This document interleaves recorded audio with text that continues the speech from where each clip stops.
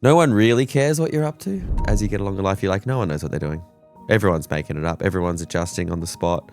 You look at my sort of life path. It's like feeling that way when I was a teenager to then making this bold decision, which was to join the military, to then making a series of other bold decisions that led to stand-up comedy, even though they're so far away, connected through the universal dots. The unknown is definitely the best feeling. It's scary, but obviously you're traveling here and there and you're always busy on the go.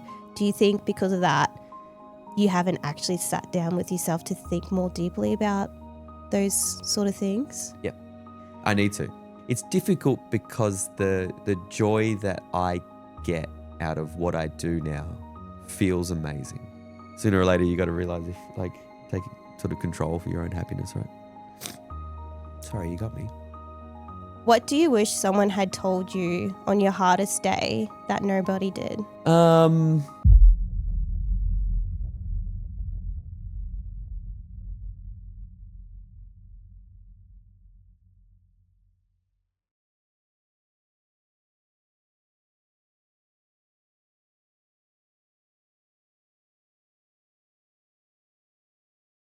Jarryd Goundrey, welcome to True Blue Yarn, the podcast. Thank you very much for having me. Thank you. I was just saying before we started, it's nice to be in such a wonderful studio.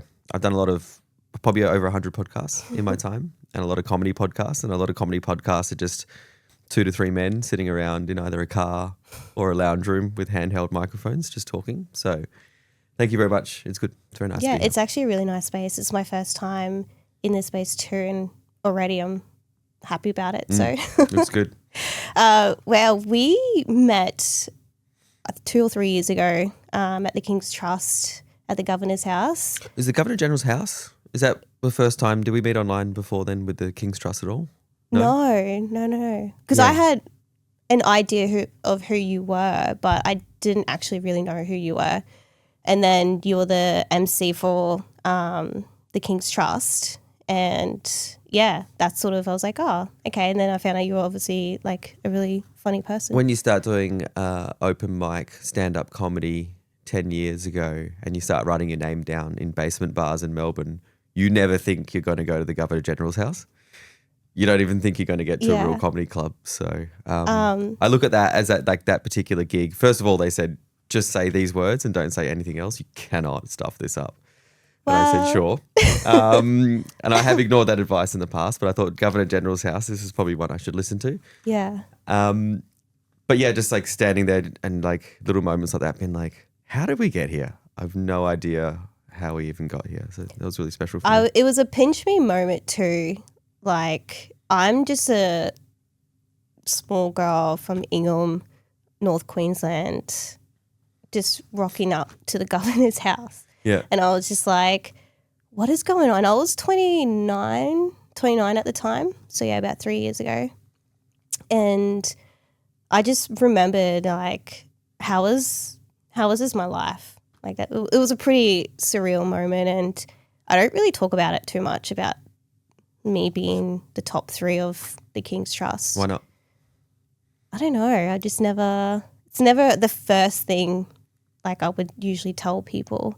Obviously it's like pinpointed on my Instagram and everything like that, but So you want someone to know. Yeah. It's just crazy feeling. I told my mum that day, I said, hey, I'm doing this gig. It's at the Governor General's house. She's like, oh yeah, that's nice. I said, Kerry Ann Kenley's going to be there. She's like, oh my God, Kerry Ann. Yeah. I was like, she said, hey, say hello for me. I said, but also I'm there. Yeah. Don't worry about Kerry Ann. But yeah, and then now obviously you're touring, so which is exciting, which we'll obviously go more into it later in the podcast. But yeah, thank you for coming on and having some time with me. You've spoken about the first time of like obviously going to the recruitment centre, and I think you're waiting for your mum. Talk to me, what was going through your mind exactly, like around that time of your life to even walk past and just make that decision? I was like completely lost, I think. I remember I was like a very, very imaginative kid. So I spent a lot of time alone when I was a kid. I was very introverted. I used to spend hours in the backyard just kind of like off with the fairies. I had like imaginary worlds and characters and all this sort of stuff that I used to do all the time. Used to love playing armies and all that sort of stuff. But by the time I'd gotten through high school, which was a really great experience for me, I just absolutely adored high school. It was fun. Had great friends, And by the time everyone was going and getting jobs and careers, I was in Perth, Western Australia at the time as well. There wasn't a lot of opportunity for people who were creative. I felt like everyone in my friendship group and my immediate family were go get a trade, go to the mines, do this, work hard, investment property, Bali, kids, repeat. And like it just wasn't for me. I didn't know what I wanted to do with my life. I had no idea whatsoever. So it was mainly that feeling that primed me to just kind of I didn't want to join the army at all, to be honest. Like I didn't never said I wanted to do anything. But when I saw it, I was like, here's the ticket to something that's completely different to what I'm doing now. So I think that sort of deep longing for anything but what I was doing right then and there was what I needed.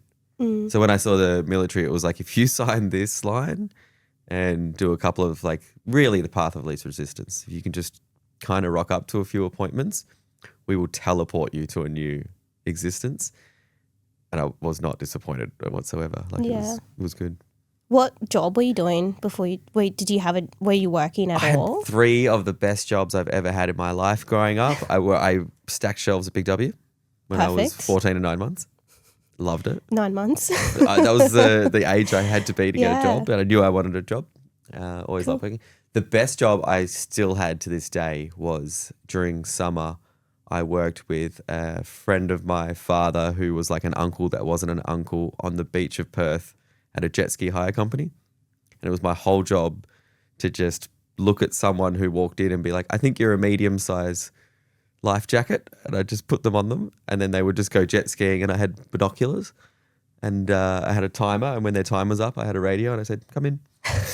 I used to do that, $20 an hour when you're 16, 17. Wow. Like, used to kill it, and it's all been downhill from there, I think. And then I worked at McDonald's. I think everyone worked at McDonald's. I loved it. I'd go back. McDonald's was awesome. Got my first girlfriend at McDonald's, my girlfriend, shout out Beck. And is that the one that you met on the run? No, but how good was that? So we are doing. So I'm in Perth. No, it's my second one. Sorry. So I'm doing a half marathon a couple of weeks ago, and who do I bump into? I just sit there and I'm like, Jess. She's like, what? It was this girl I used to date it, and sitting there running, and we ended up doing the whole race together and catching up. And then I saw her, and I was like, all right, I'll see you in another 20 years. Yeah, cool. It's beautiful, yeah. It's weird how the universe works.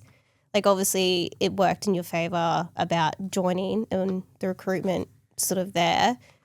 Do you think that do you believe in the universe and then like a path for people? Yeah, I do. Yeah? I do believe, like, we're in space. Like, there's things out there that are probably living creatures that we don't even know yet. Like Elon Musk hasn't gone that deep into it yet, so I'm sure he will at some stage. But yeah, I do believe the universe is something. Do you think we have a preset path? I feel like, I believe that we have a path, but it comes down to the fundamentals of our decision. Because at the end of the day, we do have decisions to make. That's what creates our path. I do think things come into our life, whether it's a good thing or a bad thing, good experience, negative experience, for life lessons, decision making to create a path that we want to take. But you're going to want to take it. And you have to take it. Yeah. I think it's fair to say, like, if you look at my sort of life path, it's like feeling that way when I was a teenager to then making this bold decision, which was to join the military, to then making a series of other bold decisions that led to stand-up comedy. Definitely joining the military was the smartest thing I did for my stand-up comedy. Yeah. Even though they're so far away, connected through the universal dots. I guess saying that, like, at 18, you didn't know that you were going to be know you know, anything. even sitting in the chair today. Didn't know any of it. So, I do think it works in a weird way, and I don't think any of us can really explain it. Mm-hmm. So yeah, you walked into the recruitment and you obviously joined, and then what happened after that? It was just like, I remember, well, first of all, so I'd gone to the city to meet my mum for lunch, and she was going to be late. So then that was the first sort of, you know, universal sliding door moment. And I was like, well, I might as well have a look in this place. And I literally walked in, had a sort of a quick chat, and watched one of those little videos that they used to show you and all the rest of it. And good salesman, I was already booked in for the next couple of things by the time I left. But then I had lunch with my mum, and I was like, I'm pretty sure I'm joining the army. And I remember she cried. Mm. She was like really worried. Yeah. I mean, this is 2005 at this point in time. Very post September 11. Mm. I think there's probably 3 wars on at the time. People are being killed overseas. It's on the news, I think. So I can imagine what would go through a mother's mind to be like, this idiot's going to jump into this. Did you choose infantry straight away? Yeah. Well, of. Like, I mean, the guy I was being interviewed with was like, mate, you'd be perfect. And I was like, oh, I belong here. And then you get down the line and you hear about quotas and you're like, oh, okay, cool. Also, like, then you get down the line and you're like, that's not a compliment. Yeah. He's probably like, you're probably not mentally stable, but you would do. I had a rat's tail at the time. Yeah. That was bleached blonde. He's like, yeah, this kid needs saving. This guy's like, I think I know his people. So what did the version of you at 18 actually want from that particular decision making? I have no idea. Adventure. Mm. I mean, that sounds cliche. You know, you hear that about the Anzacs. They just signed up for the adventure, but I just needed something. I needed to do anything, but I felt like in that moment, if I didn't do something in the next 18 months, I would have probably still be in Western Australia with some form of job I didn't like or some career. I just was waiting. I just needed to explode out of myself. Yeah. Like I needed it. I mean, I still have that draw every single day, but that was like the first decision in a really long series of decisions in my life that has led me to live an incredible existence. Yeah. And the decision to even join the military, whatever service it is, at that age, like 18, 19, like I was 19 when I joined, that's a huge, huge decision to make. But it doesn't feel like it at the time. No, it's just like applying for a job, right? Right. And because we're immature and at that age, you generally think you're right about everything. Yeah. Like that, as you get older in life, that tends to fade away. Like I now know that I'm right about maybe 40% of things, but at that time I was right about everything. So even like seeing my mum cry was strange because I was like, I know what I'm doing, but it's such a massive decision that just gets lost on the youth, right? Yeah. So it's interesting. I go to a lot of bases now and I see the current serving crop of people who are just as cool as we ever were. Like there's this narrative going around, you know, ex-serving members that we had it tougher. It was like this, and the generation before us said the same thing, and the generation before them said the same thing. Like I'm really proud of the soldiers and sailors and air people that exist now. They're more empathetic than we ever were. They're fitter. They're in run club on the weekend. They're taking creatine, but they party just like we used to, and they've got a good sense of humor. But I look at them and I'm like, you're so young. You don't know what you want because I still don't know what I want. And even at this age, when you do find what you want, it's hard to grasp. So I look at them with just envy and just think like, you don't even know you're in a big decision. Yeah. It's cool. Yeah. I've heard the exact same thing, but like the generation obviously would change. I'm sure that the generation going through now will have more opportunity or more things that we didn't have when we went through. But yeah, it's very interesting to see that generation, our generation, and the older generation. Like we all went through a different time period and things were happening at that time, especially when we were in So you went through, you got it, you went to Kapuka. Mm-hmm. How was that for you? It's great. Loved it. Yeah. It was so fun. Honestly, I loved it. It was the hardest thing I've ever had to do when I was 19, Yeah. but I was like, I made the right decision. It's also Like, hilarious. It is now when you look back. I just remember it being the most funny experience of my life. And then like how good was it standing out in that stupid hallway with some people yelling and screaming at you, and then you finally get back into your room and you're like with your friends, these new friends that you have who never all over Australia and all the rest of it. And I don't know, I liked it, and it's just there's so much more you realize about it when you go through the process. You know, I've been back to Kapuka 3 times in the last 8 months, I think, and talking to all the RIs, I've got a really good relationship with all of them, and like they're just figuring it out too. Yeah. But when you're there, you think they're God. Yeah. You're like, a bombardier is the most powerful You thing. mean corporal? No. I mean corporal. Then, Kidding. but you think that Yeah. they're amazing, and then as you get along in Yeah. life, you're like, no one knows what they're doing. No. Everyone's making it up. Everyone's adjusting on the spot. The current people that are at Kapuka, by the way, now are just incredible. Like they're just super professional, and yeah, I'm just proud to watch them. To be Yeah. honest. Yeah. Did you feel the same way that when you walked into the recruit center at 18, did you still feel the same or different when you went to Kapuka? Like, did you feel like there was a part of you I don't know, when you got home, you were different? Yeah. Yeah. I was completely different. Yeah. Of course I was. Probably in a better way. How so? I had something to do. I was something. Like I knew more skills. I was in better shape. I had new friends. I had better friends. Well, arguably, some of them were absolute dead shits, some of them probably said the same thing about me. You know, we're like young guys and girls on like a hell of a ride. Like, of course I was different. I was never the same ever again. Yeah. I don't want to be. I didn't want to be. Yeah. Because I didn't really like there was nothing going on before. But then I had something. Like it was the best. It is an interesting transition period. Even like for myself, like I definitely came back home because we did 4 weeks and then it was standout for Christmas, the 2 weeks. So they sent us back home for 2 weeks. And even within that short amount of time in 4 weeks, I was completely different. I think as soon as you get off that bus to basic training and they start yelling and, you know, line up in 2 files and you're apparently marching in heels and stuff like that, it completely changed. It's this is going to sound like too cliche, but it's the camaraderie. You're all stuck in this little place. The mind games that are happening by design.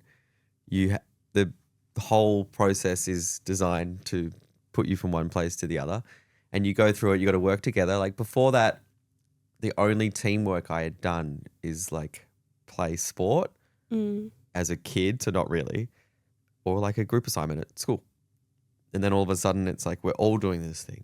Yeah, and you have to learn all that cool stuff like don't dog each other. Look out for one another. That thing's so good. You know what I mean? Like if this is what I'm about to say sounds bad, but you got to do like lots of little micro cover-ups. You know, like you're at basic training, you're like, fuck, shit, we're going to get in trouble here. How do we all fix this together to not? And that's good for you. It teaches loyalty. It teaches... like even if you if you're going to go down with a ship if you get busted, but you're going down together, and like don't throw each other under the bus. Like don't dog one another. Like look out for each other.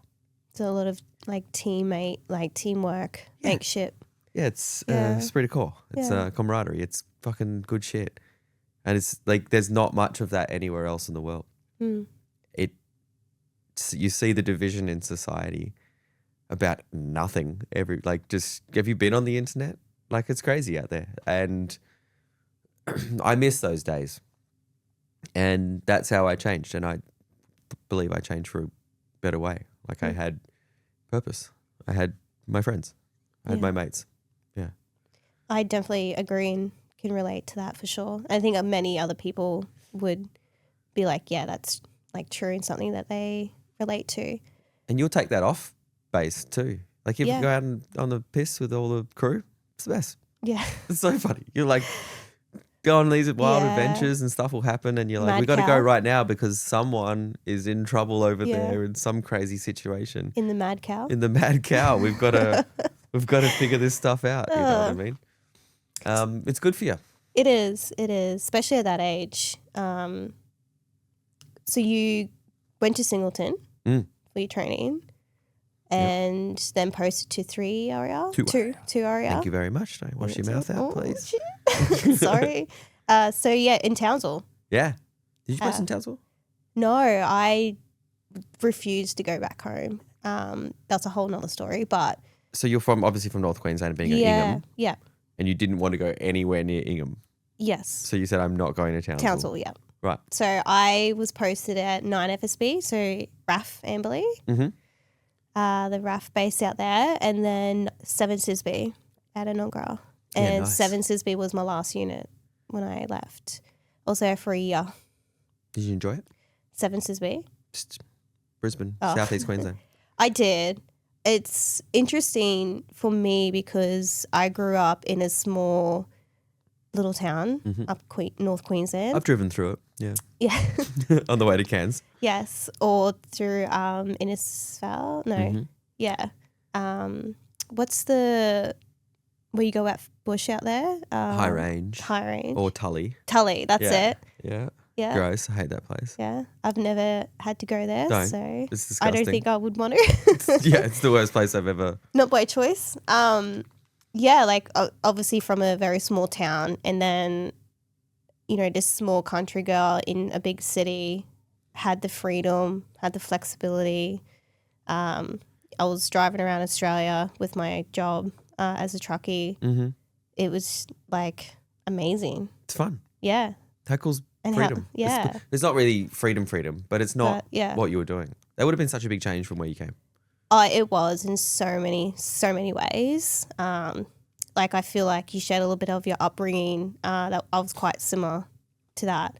I guess to add on to it, I was bullied really in school, so I didn't really have the best school experience. Pretty bad, yeah. So, Does that stick with you? Yeah, definitely. It definitely did, and that's one of the reasons why I left Ingham, because there was nothing there. I didn't want to repeat history like my parents.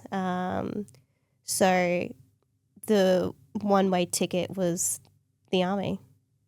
So I chose army because mum and dad did reserve army.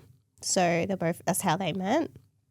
And then, I don't know, just with dad's background with his infantry, just had to shed a little bit of story, and he got really badly injured when he was serving. And what happened to him?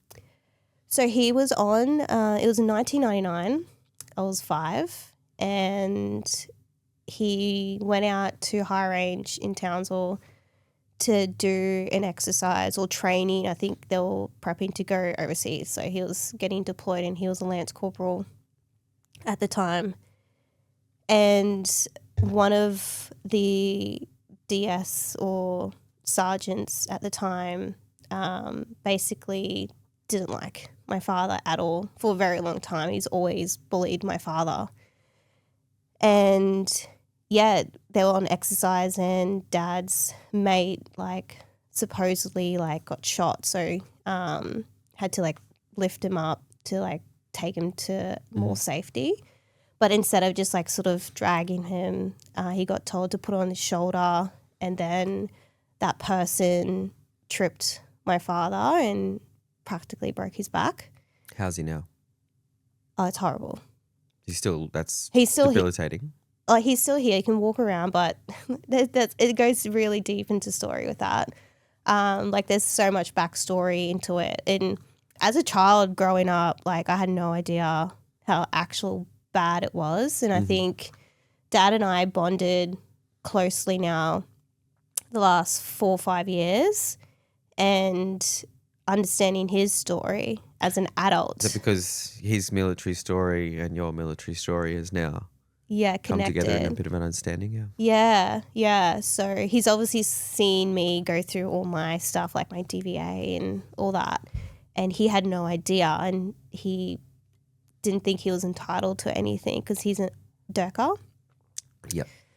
Now that's obviously going to change soon. But yeah, so I was like helping him with all that stuff and with all his reports, his injuries, his psych reports. I've read it all. And yeah, that kind of made me feel really sad. So he must have suffered in silence for a long time. Oh, yeah. It's like 25 years and he couldn't work in a civilian job because his doctor thought he was a liability to not only the company he's going to work for, but he would probably end up being paralyzed. So, yeah. So, yeah, there was a lot there. Yeah, totally. I'm just going to try and read between the lines here. Yeah. Are you saying that, are you all right? Are you saying that obviously you had a difficult childhood and you had bullying? Yeah. You didn't want to go anywhere near that area because of that? Yes. Yeah. So the whole geographical space was damaged by the things that happened to you when you were a kid? Yeah. It's powerful. And that was like the mindset I had. Like I was just... What part of you goes, fuck, I've had like all this bullying, I'm going to go join the army? Which is like arguably kind of controlled bullying. Yeah, funny because I spoke this on my first podcast with Colleen, and I didn't even tell my parents I didn't tell anyone that I was joining. I had my like license at the time, so I could do I was like obviously can do whatever I want. And I just basically went online. I actually applied for operator movements and then got through, went to my U session, did all that, was training, passed all my fitness tests and everything. And then they came back and they're like, oh, did you want to, this is when they were really pushing for females in transport to be a truckie. Obviously same call, but different trades. So they're like, oh, like, would you like to go do this and then, you know, see how you go, and then if you want to transfer, you can. So that's sort of how they sucked me in to go in that way. Wouldn't change it anyway because a lot of good things and obviously some not so good things came out of it, but I still appreciate both ends. But yeah, so that's sort of how it happened. Then I got my acceptance and then I was like, Mum, Dad, I'm going to the army. Mum cried. Yeah, so she was like, why didn't you tell? Yeah, why didn't you tell us? I'm like, because I'm someone, I've always kept to myself and I never really told anyone anything. Are you like, you want to keep it to yourself until it's done? Yeah. Because I feel like a lot of people these days will want to talk about things and never do anything. Yeah. Because talking about things has the same sort of feeling as doing it. Yeah. You're like, I'm going to kind of keep it in and then I'm going to drop it. Or I don't even talk about it and I just push it to the side.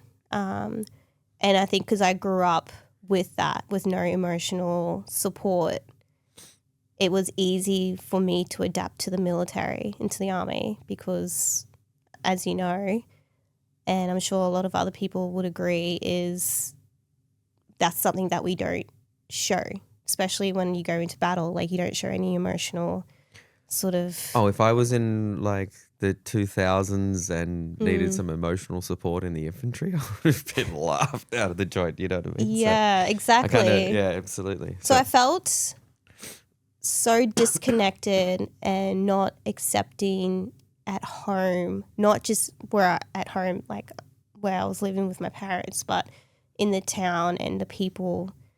And when I was doing my military stuff and training and getting into that, I just knew that's something that I would be accepted in. And yeah, so once that all happened, I was just, so happy to leave. Thanks. Yeah. Thanks for sharing that. That's okay. It's good. Who's interviewing who? I'm curious. No, and I love sharing parts of my story too. It's who we are. Yeah. You know, absolutely. I think everyone, who we are right now in this second is a culmination of that entire road. Yeah. So it's important. Yes. to acknowledge and share, something I've never done enough of in my life. Yeah. I am, but back then I never thought that I would ever be in the position I'm in today to actually be emotionally aware to share a lot of my stories. So there was a lot of growth there. It's interesting to hear that. Like, so full disclosure, I didn't get bullied when I was growing up. I had a really great childhood. There's a theory going around that makes you worse at comedy. Yeah, there's a lot of comedians that will filter off their trauma. I had to go get mine later in life. Yeah. But I don't know. That breaks my heart to hear that from you about how you just didn't want to go anywhere near a place because of the actions of others. That's fucking heartbreaking. Even when I was at my rock bottom, I did not even think to go back home to my parents back in Ingham to reset. And a part of me obviously felt embarrassed to be in the position that I was in, to like go back home and like, oh, like you move back home with your parents and, you know, age 25, 26 and still so young. Like if you're that age and you're living at home, that's probably the best thing ever. Yeah, totally. Yeah. So yeah, even when I was at that time of my life, I just didn't want to. Yeah, I was so stubborn. Like I'm a very stubborn person.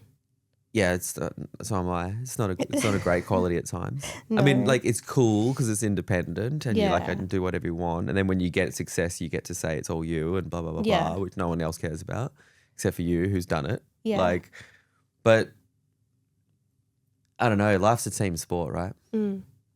Like I'm starting to slowly learn that in life is that no one really cares what you're up to at all as much as you do. So you might as well do it with other people that have fun or can support you or at least can empathize along the way. So at least like that little group can care because no one else outside of it will. But Yeah. I'm stubborn like you and I know it's something I need to change. I think there's How a do you balance. feel about that? I Are completely you so agree. stubborn where you're like, I don't agree?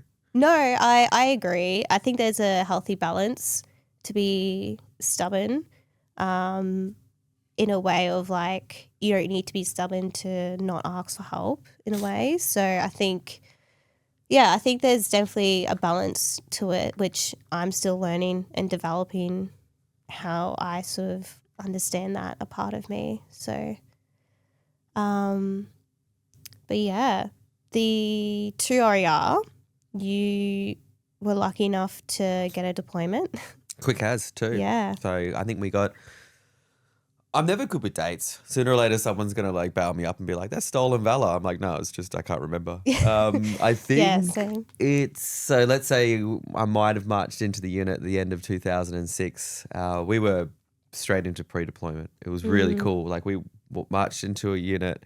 The guys who were already in my rifle company had just got back from Iraq.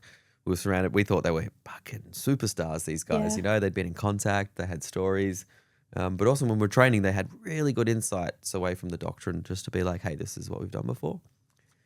And then we were just straight into pre-deployment for a Timor trip. It was just like, it was so exciting. Yeah. I was just like, this is so cool. Like Townsville, new place. Like I love Townsville, by the way. Have you been there at all? Townsville? Yeah. That's where I'm from. But have you been there as an adult? Oh, yeah. Have you partied in Townsville? Yeah. It's the best. Yeah. It's so fun. Beers down the sea view. Like, Yeah. I go there now. I go there all the time now. And I think I was there maybe 7 times last year. And I was like, this place is all right.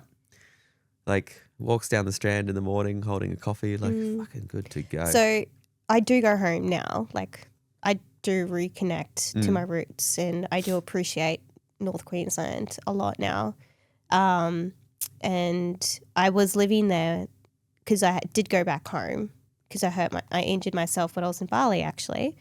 And then I did have a place to come back to. So I obviously moved back with mum and dad for a few months and then went to Townsville. So I was living there for 4 years before I came back to Brisbane.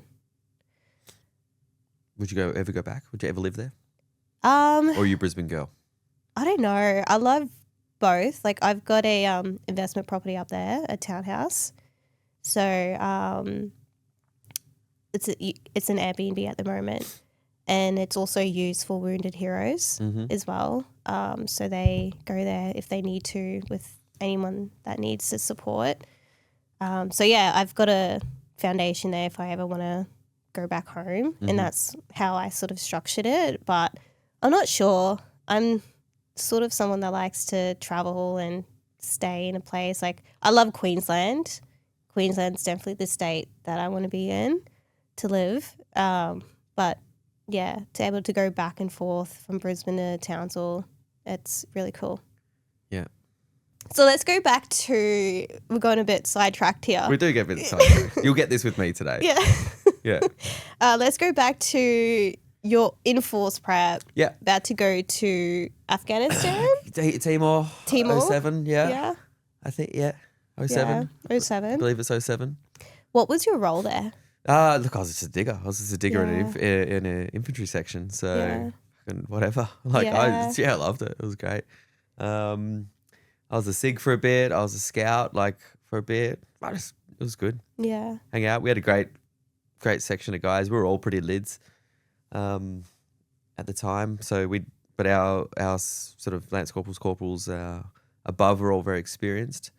But we'd all had this big sort of push through from Singleton, and we were all pretty fresh. So it's great. So you're 18, 19 Ooh, at that good question. time? I think I was 19 at the time. Yeah. So young, hey. Yeah. To be in that environment. I look at photos and I'm like, I was so young. Yeah. Also, that's 20 years ago now. Pretty, it's... Yeah. Feels like yesterday though. Kind of. Yeah. I think it's equal parts feels like yesterday and equal parts feels like another lifetime. Were you a first aider? Combat first aider? I was a combat first aider. Yeah. CFA. Loved it. That was like my favourite thing to do in the army. Yeah, yeah. Loved the course. Loved like bagging the boys up with saline that we'd nick from the RAP. Because you had a big night? Yeah. Yeah. So you go in the cages, right? So you just come down there. I reckon I learnt more about putting bags in people when they were hungover than I ever did doing refresher courses. I do have a funny story. So I did my CFA and at Enoggera, and we all went out the night before because the next day, the Friday, was our march out, like finalising everything. And yeah, we were obviously all passed. We knew that we were all going to be passing. But yeah, had a big night, as you do, 20 years old in Brisbane. Send it. Yeah, we fully sent it, and we didn't get home until like 3 or 4 o'clock in the morning, and then we had to parade in 2 hours' time. I was so hungry. I think I was still drunk at the time. Yeah. Like we all were. And, we were at the back, and we just had time to waste because it was like over in an hour, essentially, just all the tick and flick stuff. So I was at the back. One of the girls bagged me up. Sorts out like that. Yeah. Doesn't it? There's whole like clinics in Bali dedicated to that now. There is a photo. I don't know who's got the photo though. It's around somewhere, but it's a funny, like if I ever get it, whoever's got it, I would definitely 100% be sharing that. Yeah. It's pretty funny. Freaks me out sometimes to imagine how many weird photos are sitting around from my military days, but I do feel with what I do now that if there was anything too dodgy, it would have come out by now. Yeah, true. So I feel like I'm there's nothing safe. else, yeah. Surely there's nothing else. So as a combat first aider, you're responsible for well-being with the people around you. And you were overseas as a first combat first aider as well. So, yeah. Was there a moment that stayed with you in a way that you didn't expect it? Yeah, well, I think probably the most rewarding part, there's one particular moment when we were overseas that at the time I didn't really think it was that important, but then like later in life, I think about it quite often, is we flew out on choppers once to like these fucked out villages that hadn't really seen white people before. And we went out, we were essentially providing protection for a NGO that wanted to give people glasses. So to go out to remote communities in East Timor and literally with all of the gear and just on the spot, they had all of this sort of stuff. They had donations of glasses everywhere that they could match up to these people. And obviously it was safe as, so we were infantry section, maybe an infantry section plus that had to go out and provide security, but it was great. It was fine. We just spent 5 or 6 days out with different villages, and like we just, dropped all of our weapons and dropped all of our gear, and we were playing soccer with the villagers. And I just remember and I got to help them because I was like, well, I've got some form of, expertise in this area, not expertise in, optometry, but, I was like plus to them. And I was just remember just going through and seeing people who needed glasses. I wear glasses, so I understand what it's like when I don't have glasses. Seeing people that never had seen properly before. You know what I mean? Like people literally kind of being like, for the first time, like doing that sort of thing. Geez, it was beautiful. It was really nice to see something that I guess we would take for granted. Like we go to Specsavers, and if the wait's too long, like it's annoying. And like for that, it was just like a whole new experience. And it was beautiful. Yeah. With during your trip, there was a interference. Well, not interference, but there was a shooting that happened. Yeah. Are you comfortable of talking more about? As in like when the president got shot?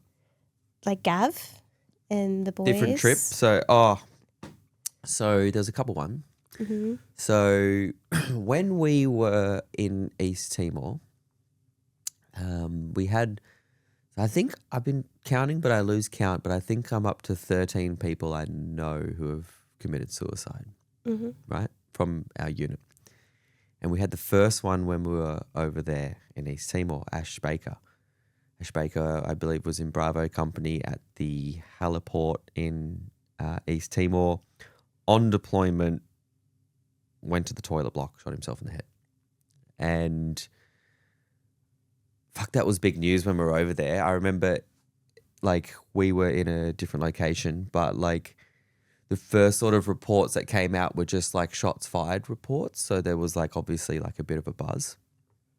And then, like, it slowly sort of filtered down, like, kind of what happened, that there'd been a suicide in country. It's big news at the time in the military. Like, I think you remember when you're in, when that sort of stuff happens, or if there's, like, a vehicle accident or anything like that. You know how it just kind of, like, filters through? Yeah, very, very quickly. This is pre-internet too. So you're not getting sort of Pineapple Express updates, or you're not getting people sharing, like, profile picture changes and all the rest of it. This is just word of mouth, really. So you start getting that misinformation and all the rest of it. And it was like equal part. It was just really hushed from everyone in charge, as you can imagine. Mm-hmm. And it was, I think that was really tough for the unit because we were still on deployment. So we had to keep going. And it wasn't like we were on base where we could have a big parade, or we could come together, or we could go down with the Padre, if that makes sense. We were all just split out everywhere. And because it was a suicide, there was a lot of questions asked about why. And was there inappropriate behavior? Was there bullying? Was there all of this sort of stuff? Which then led to, like, the rumor mill flying around. There was obviously the investigations happen. There's interviews across the board and all the rest of it. And it just became this really big thing. That while we're on this trip, I think really overshadowed Ash's life, because it became like this mechanism of control on a trip. And yeah, that was really tough. And then I think later he got added to the honor roll at the 2nd Battalion, flagpole, big rock, whatever. I can't remember what's there. I should know that. That's a terrible 2nd Battalion person that I don't know that. And that had to happen years later after people, like, kicked up. You know what I mean? Like, yeah, it was just a really tough time. Yeah, I think for everyone to be involved. What sort of, obviously there would have been so many emotions running through your head at the time and the team. did it give you a different, at the time, did it give you a different perspective to sort of what you think now of the situation? You know, it was so crazy. Like, I think when you get to where we are in our careers, suicide is so numbed. Mm. Do you know what I mean? Yeah. Like, we can joke about it and it's laughing. Like, we know, this year I've been to a suicide funeral. Do you know what I mean? But then it was fresh. I was young. It wasn't like this big thing. Like, it wasn't a problem. Like, we know it is now. It wasn't this epidemic or anything like that. It was wild, actually. We're just like, what? Someone killed themselves. Yeah. It was just, it would have been nice if it always stayed that way, to be like, whoa, what? Why? But, you know, unfortunately now we're just like, meh. I see that with people. Yeah. It's kind of sad because it's like it's one of the biggest killers in the military, or not even just in the military, it's also like nationally in and out of the defense. And yeah, like I'm grateful that I don't have anyone that I was close with had committed suicide. But I definitely know how it feels leading up to it. And you probably felt that same way too. But yeah, I think it's definitely something that needs to be more talked about. Yeah, I think it's like okay to like want to like, I think back then it was just so wild if you had any mental health problems. Yeah. Like, it was just so crazy. Like, you were considered an ill person, essentially. Like, ill. Yeah. And I'm not a big like finger pointer, and I'm not going to be like the military did this, the military did that. Like, culture is what it is because it is like a great sum of everyone's opinion about one thing. But, you know, back then if you were like, I'm depressed. Yeah. You'd go somewhere else and wouldn't like, this guy can't touch weapons.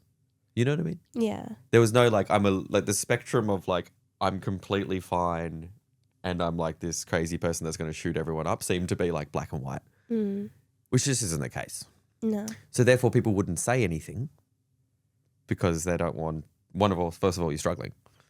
So you don't want to add some fuel on the fire, or when everyone's struggling, you want to hide, you know. I think you can relate to that. I can definitely relate to that.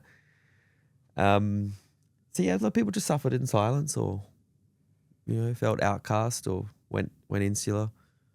Especially like that happening overseas, like on a tour. It wasn't just in our backyard. Like, I guess it's not really something you hear of because usually the fallen soldiers that have fallen, you know, got killed in combat.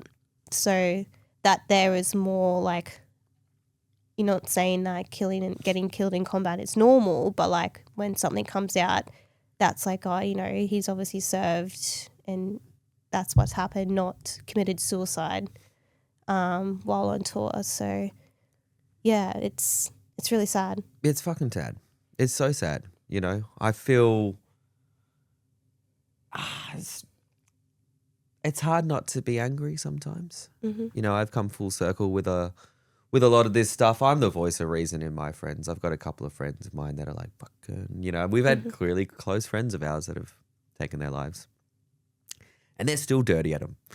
You know what I mean? They're still upset. And I'm like, you gotta move on, man. Like, you gotta forgive that person. Yeah. You know what I mean?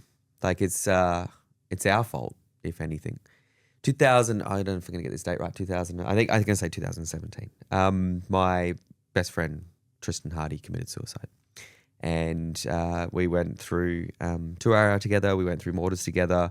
We went through. We were really close, like out of base as well. He was like one of my best mates. And at this stage, like, I started doing comedy already, and I was traveling around and all the rest of it. And I was actually going to town. Fucking no one who knows who I was at this stage too. Like, I was going to Townsville, and I was going to stay with him, his wife, and his 2 kids. Right. So as old friends do, and as particularly men do, like, you don't really talk in between. But then when you see each other, you're like, we picked up where we left off. You know, like, that's generally what we say. And So anyway, I'm going to stay with him. And then, so 2 weeks prior, I give him a phone call. Hey, man, coming up to Townsville, blah, blah, blah. We talked for like 45 minutes about mainly people that like piss us off, to be honest. Like, oh, such and such still in, fuck that guy, you know, blah, blah, all the rest of it. And at the end of the conversation, I said, how are you anyway? And he said, yeah, mate, no complaints, right? And I think within 2 weeks of that conversation, you know, he'd gone up to Mount Stewart and taken his own life, right? And it's like, that was a real shocker for all of us because no one saw it coming. And a lot of people were angry and I was pissed off too. And then it's like, you get to a certain point in your life and you're just like, I think you feel guilty because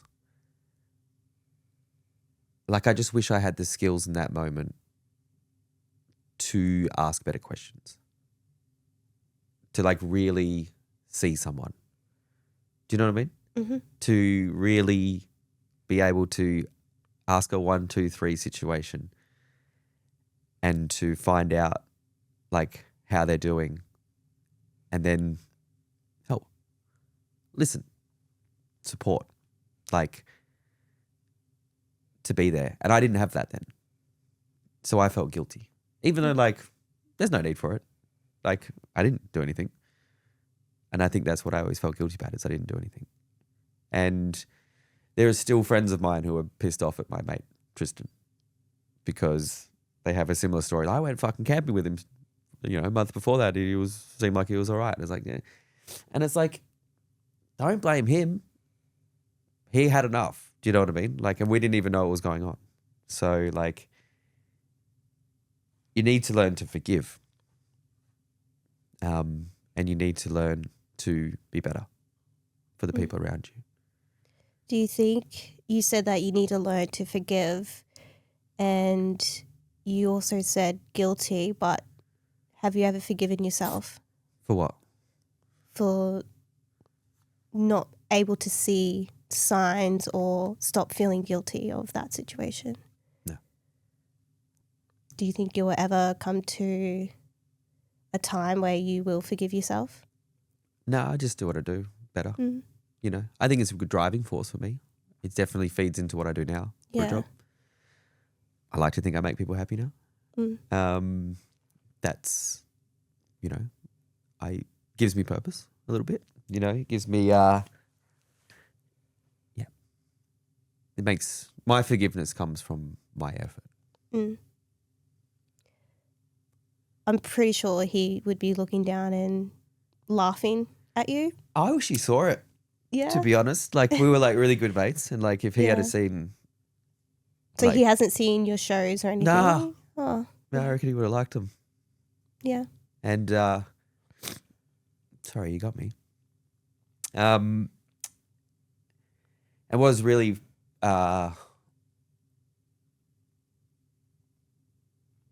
disappointing myself is that I didn't go to his funeral because I was pissed off. And I should have. And I was really good friends with him. I was good friends with his partner and his kids. And I was just selfish in that moment because I didn't want to feel. I wanted to avoid. And she came to one of my shows recently. And, you know, it was we both had a pretty big cry afterwards. Do you still keep in contact with her? Yeah, we message every now and then. She's like, where the fuck were you? So I said, sorry, man. Yeah. She goes, I had to come to your show years later to catch up with you. Like, what were you doing? I said, I was avoiding. And I feel really ashamed about that. But it's one of those things when I guess we experienced that even many years ago, now in the future, like grief is always going to be there. Like there's no cure for it. Grief is the price of love. Is the old saying. Yeah. So thank you for sharing for that. Thank you. I know sometimes it could be quite tough, but I hope that, you know, you sharing that maybe gave you a little bit more of a peace of mind on how you feel. Yeah, I think it's a good, I don't know. It's just a good reminder to just ask better questions. Yeah. just hold space with people. Yeah. You know what I mean? Yeah, absolutely. Doing what I do is easy to avoid through like, you know what I mean? Like I'm a good talker. I've developed that in my time. Mm. And it's easy to, I don't know. It's tough. It's a tough one. Yeah. So you're 25 when you left When I the discharged. military? Yeah. So what was the core reason of you actually leaving? I was like waiting around. So I always knew the military wasn't forever for me. Mm. It was something I was going to do, and then I wasn't a lifer. I'd seen the people that were, and I'd seen the people that had clearly stayed beyond when they wanted to. The Warren Office? Look, I saw that and I was like, not for me, thank you very Yeah. much. Like What do you mean? The big stomach, it's walking the fucking sheep. bitterness, right? It's the bitterness of it all that I just knew it wasn't for me. Mm-hmm. So I waited around. I really wanted to go to the Middle East. We really wanted to get an Afghan trip. You know, I wanted to do my job as you do. And, that came and went. And there just wasn't another one on the horizon. I was probably looking down on like a, training posting down the line, all the rest of it. And I was like, if I got to go, I've got to go now. Mm. Joined at 18, left at 25. Like that's quite a lot of maturity. And I think for men as well, that jump is more violent than it is for women. Yeah. 18-year-old dude is essentially like a 12-year-old kid. And then 25, you start to go like, maybe I can make better decisions. Do you know what I mean? So I identified in myself, I was like, if I want to do more in my life, I can't wait. Mm. I know life is short. Missed the Afghan trip. I spent an Afghan trip. I put my discharge in. Then a fucking Afghan trip came up. So I pulled my discharge out. And then I waited for it and then it didn't. I was like, I just fucked it. And, that was a pretty big trip for the battalion. What year would have that been? Hey? What year was that? 2011, Yeah. I reckon. And big trip, a few KIAs. We were waiting around back on base, and this is going to sound stupid because it's like not as intense as being in Afghanistan, but it's kind of weird being back at the base while your deployment's on tour, just waiting for information. Every now and then someone gets caught drinking over there. Like someone gets sent back, someone gets sent over. Like there's information happening, all the rest of it. We had the blue on blue shootings in Afghanistan where like one of the ANA soldiers just like, killed a bunch of people, injured a bunch of others. Like that was just like crazy. It was a crazy trip for everybody. Yeah. And sometimes I look at it, I was like, what? At that time in my life, I would have fucking done anything to get on that trip. Yeah. Do you know what I mean? Like I would have, you know what it's like. Yep. You want to deploy. And then, especially when the coffins start coming back, you're like, man, you got to be careful what you wish for in life. Like you really have to, like guys fucking lost limbs and got injured and got shot, and a bunch of the guys that, committed suicide after that or direct relation to that particular trip in general. It's, you just gotta be careful what you wish for.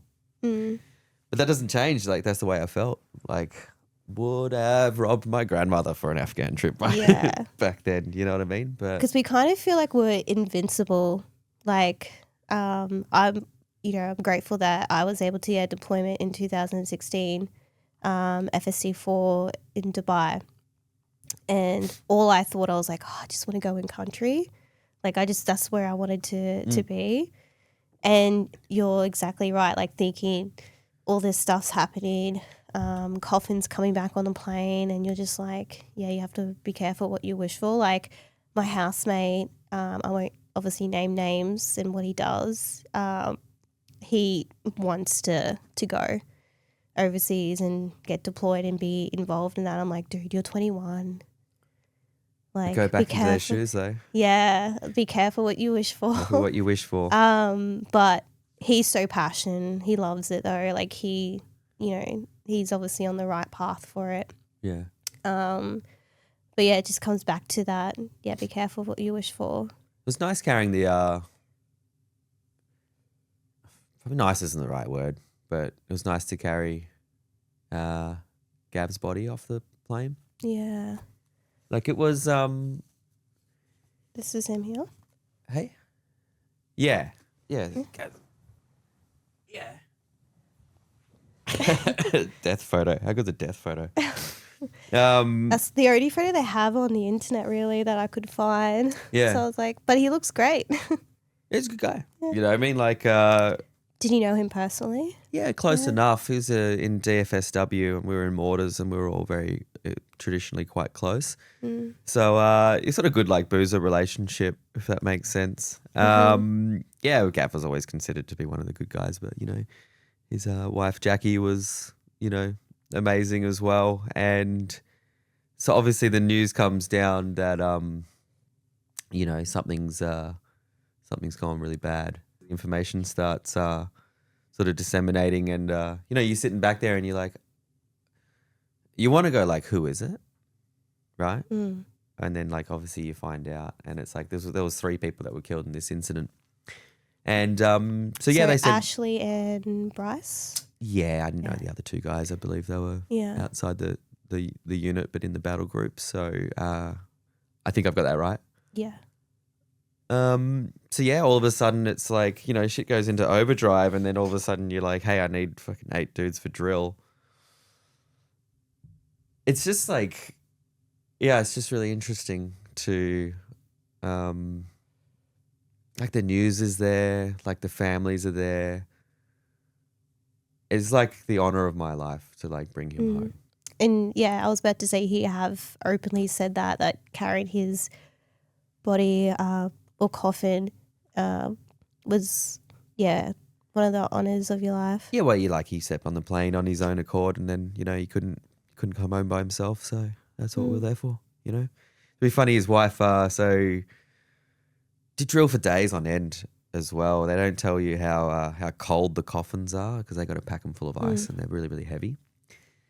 Anyway, long story short, do that. Years later, I start doing what I'm doing online and his wife, Jackie, who I've been following on Instagram and she's been following me, fucking sent me out this email. I just really like all the content what you make. Like it reminds me of, you know, blah, blah, blah. I used to be married thing. And I said, yeah, I know. I carried Gav's body off the plane. She's like, oh, I had no idea. I'm so sorry. And I was like, oh, cool. We ended up having this big chat and I sent her some photos of that time, you know, of like from the funeral, etc. I'm like, that's me right there with the, you know, looking there, the young chin and all the rest of it. She's like, oh, good, that's awesome. She said, thank you very much for doing that. I said, you don't have to thank me for anything.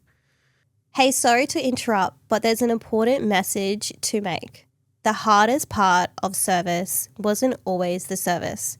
It was coming home to a system that's too slow when someone needs help right now. I've always cared about this long before this podcast. I was already standing up for our veterans stuck in that gap. So when I found Wounded Heroes Australia, it felt like finding my home. They're a charity built around one simple idea. No veteran in crisis should have to wait. They provide support 24 hours a day, every day of the year. Food, fuel, a safe place to stay in. Whatever it takes to get someone through their worst moment. Last year alone, they helped over 5,800 veterans and families. That's almost 6,000 people who weren't left to face crisis alone. Every dollar comes from people like you. If you believe no veteran will face a crisis alone, please back Wounded Heroes Australia today. Link in the show notes or head over to woundedheroes.org.au/donate. Now back to the conversation. What do you want people to know and to remember about him? You can be incredibly missed if you go. And it doesn't really matter the circumstances of how you leave. But there's people that will remember you forever. And like his wife, who has another partner and kids, still every time it's his birthday or anniversary or something is still, you know, shout out to Gav and I don't know, you're just remembered for a long time. Yeah. It's cool. And you don't know that when you're alive. No. You have no idea.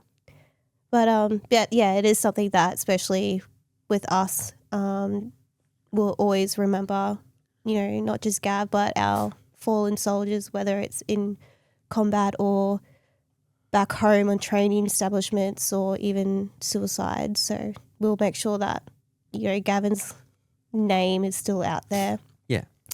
I do just want to respectfully recognise Corporal Ashley Burt and Captain Bryce Duffy, who went down with him on that day. Their service and sacrifice matters too, and I didn't want their names to be unspoken. Ashley, Bryce, and Gav, may you rest in peace. So the decision to walk away at 25. Yep. What were you going into? As in, what job did I do? Yeah, what was your plan? I fucking didn't have much of a plan, to be honest. I was one of those classic guys. I was like, I want to get the fuck out of here. Yeah. You know those people that quit? Yeah. I left not wanting to leave. And I left at 25. Yeah. So, and I was quite angry. So my transition and just leaving, I was angry. So, and you were upset. one of those. Yeah, I was one of those. You were one of those. Probably, I can't speak for people who serve in the military now, but I think in our era, that was pretty common. There's What year did you leave, sorry? 2012. Oh, I joined in 2013.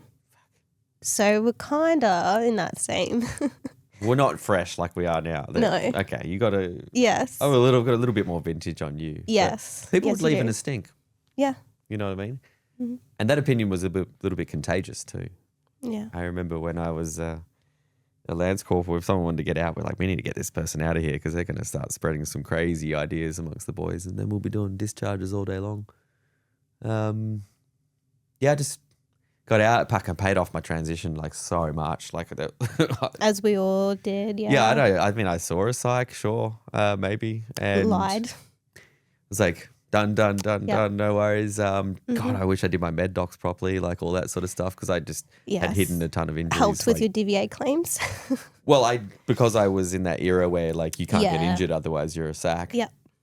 I was like doing bush X's on like, a blown out knee from playing footy or something. Like I was just pack marching on like crap ankles for whatever reason. And my med docs were bare. They're like, this guy's a super soldier. And I'm like, yeah, sure. Talk to my lower back. But just paid all that sort of stuff off. And I went out and, I would say I left somewhat in a stink. I was like, I just need to go. I need more forward momentum. Like that's my cure to everything. It's just like, let's just go forward. To my detriment plenty of times in my life. Like I'm fond of like a near burnout consistently. But, I wanted to start the next phase of my life. I went and did one of many 180s in my life, whereas I went from being an infantry soldier straight into working as a fine dining chef. Is that you? Look at that. Where'd you read that from? The good old. Look at that. The that good guy old there. internet. I'll pop up like a bigger photo. That's just what I look like. Obviously, I'm playing it up for the camera. Yeah. That's not. It Just is like, you though, is it? That's me. Yeah. 100%. I was like, I don't even know if this is him. That's. I can see. Yeah. There it is. So that's me in my element, firing mortars on the mortar line. Yeah. Isn't that funny? That's like so long ago. Yeah. You got the old cams on.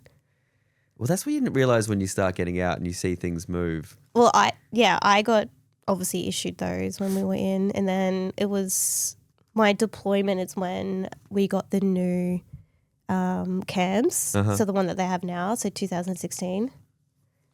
So Missed them all. I was a DPCU guy forever. And sand cams, the desert cams. Yeah, they were pretty ugly, those things. Yeah, they were so horrible. Oh, yeah. They weren't as cool. We always associated them with being cool because it meant you were going somewhere. Yeah. But looking back, they weren't that cool. Because over deployment, you would wear those. Yeah. Yeah, or we would wear them if we were playing enemy as well. Yeah, yeah.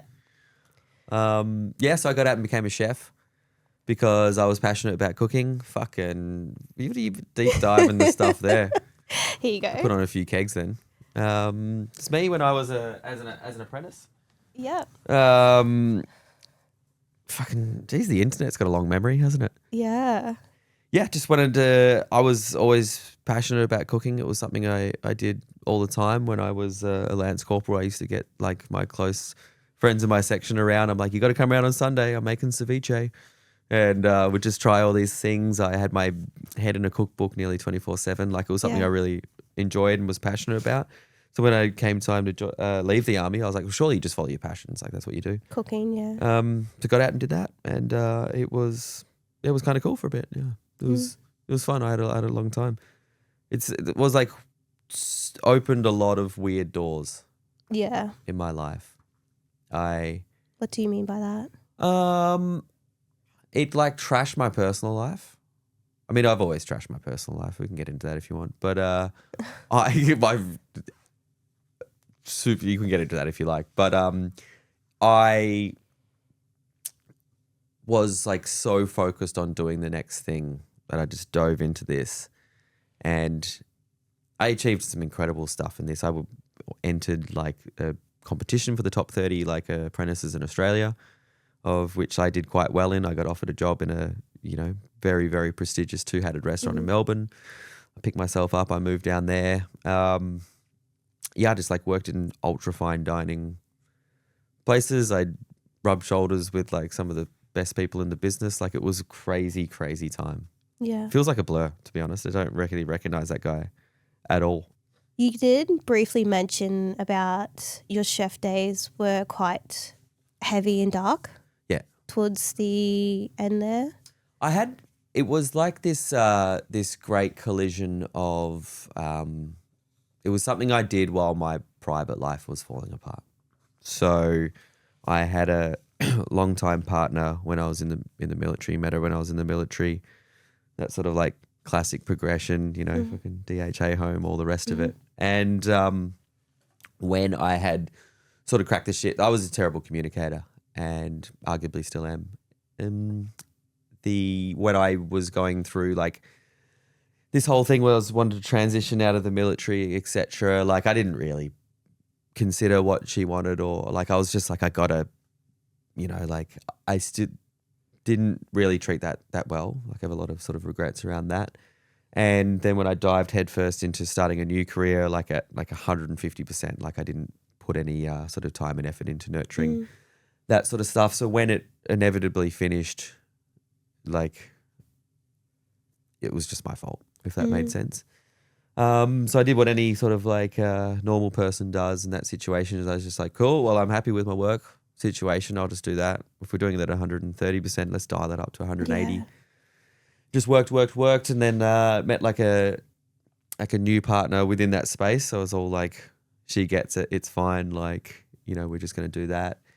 And we're together for like a fair couple of years, and it was great. And I thought it was great. And then we lived together, and like we had a dog. And then one day I woke up and I was like, she just left a letter for me, and she was just like, I need to get the fuck out of my head. I'm moving to Nepal. And she just like up and left, and I never saw her ever again. And it was like we had this sort of like life planned out together and all the rest of it. And I was like, fuck. Like, I think I've really failed this.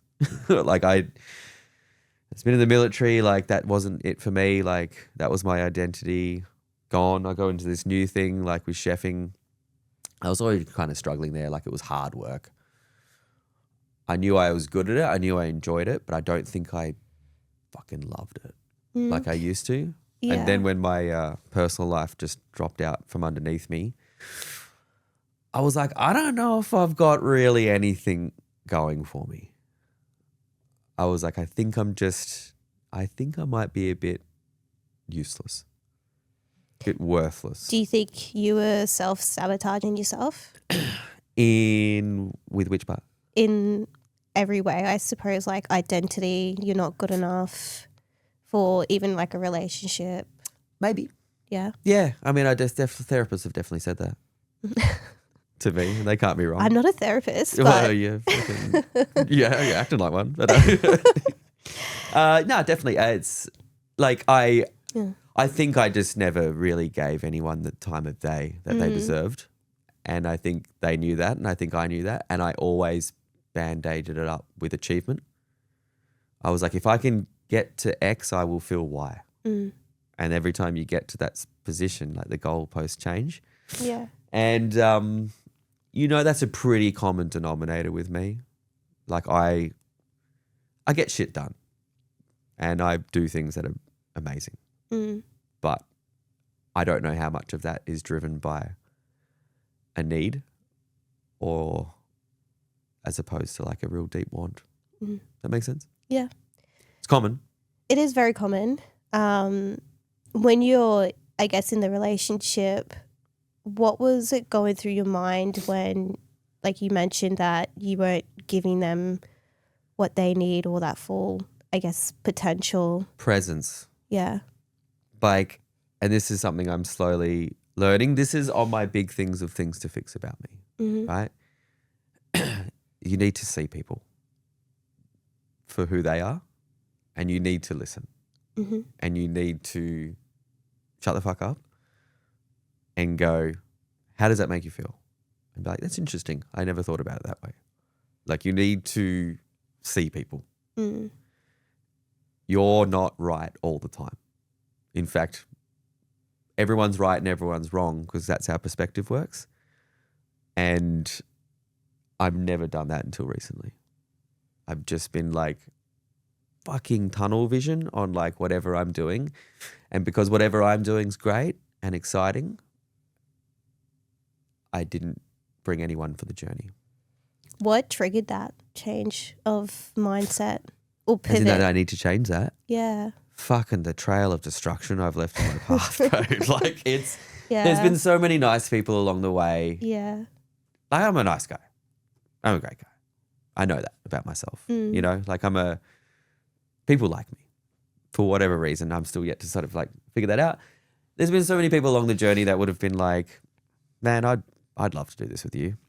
And like sooner or later, I'm gonna like, I had to make a decision. It's like, do I want to do this alone or do I want to share this with someone? Do you want to do this alone? No. But it's a hard lesson to unlearn. I think after everything that happened with my two big serious relationships, I'm very guarded. I don't let anybody in. And I often, this is fucking very honest, but I often hide behind the Good Bloke Show. And what does that mean? The Good Bloke Show. You know what guys do with the Good Bloke Show? You're like, I'm just a good bloke, but I don't give enough. So therefore we can't be anything else, because too busy for this. And like you miss a lot when you do that, I think. Yeah. Do you think that comes down to your identity? Which one? If like you did say that you felt like you've lost the sense of your identity because obviously transitioning out of the military to the chef and you're obviously going through that stage. You also mentioned that you felt like you weren't good enough to be a veteran as well. Do you think all that there kind of bubbled up into everything? Short answer, yes. Yeah. Long answer, absolutely yes. I wanted to be like the coolest chef possible ever because I didn't get what I wanted out of the military. So I was like, well, next time we'll do it. And then when I didn't get that, I was like, damn, I'm like 12, 13 years deep into being an adult and I don't think I'm really doing this that well, you know? And the stack of proof of everyone around me being like, I don't know if you're like good enough to be with was just like the proof I needed to be like, I need to change some shit up, I need to. Yeah, like I think there's so much people could say about it, but it really comes down to that individual wanting to actually change and acknowledge that. Like there's still people out there in their 50s, 60s still doing the same thing, not willing to change. They don't see that side of them wanting to change and build that relationship with other people, not just in the romantic relationship, but friendships and and all that too. So Well, I'm a lone wolf and I'm trying to fix that. yeah. Like I feel good when I'm by myself, you know, and I'm by myself a lot. Yeah. You know, I do it feels way too good. I completely understand that. I travel. I Yeah. go from place to place. Like, you know, like I don't really like. I do a lot of the things I do solo. Who I am online is not who I am. I think you know that, and that is an aspect of who I am. In fact, that's a big part of who I am because it's like my humor manifested.